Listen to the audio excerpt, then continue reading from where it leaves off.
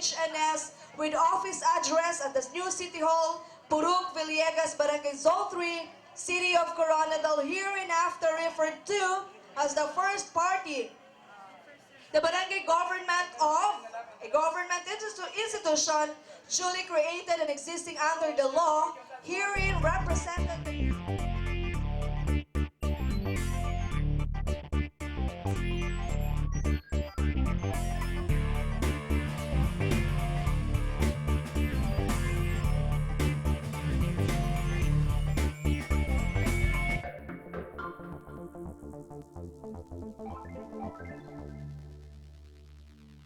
to take an active part in the designated areas to ensure a sustainable rehabilitation effort.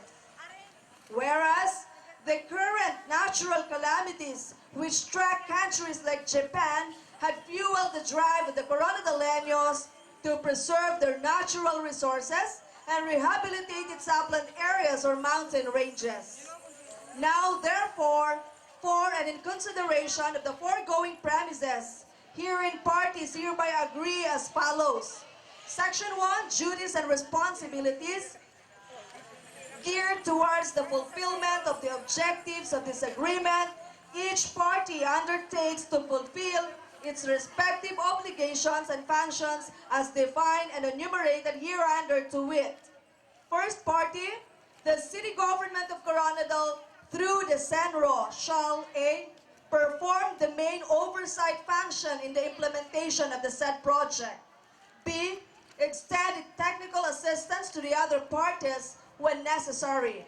C. Collaborate back and evaluation mechanisms to the other parties on the status of the trees. Kanami Coronadal? Kanami gid! Kanami gid kay karon nga aga arina naga-on-air kita of course.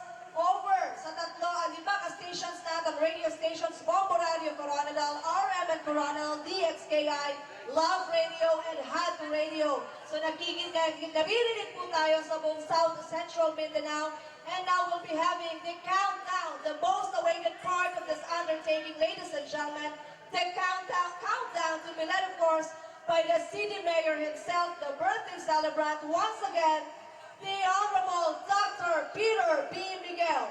Mayong aga sa tanan, mayong aga sa mga abot naton sa kabukiran, mga kabataan, mga ginikanan, nga adlaw, ang adlaw ang ginopera sa Diyos, nga ang Coronadal, magalit para sa Pilipinas, ang pagbago sa paglakaw sa Pilipino para sa ato ang kalikasan.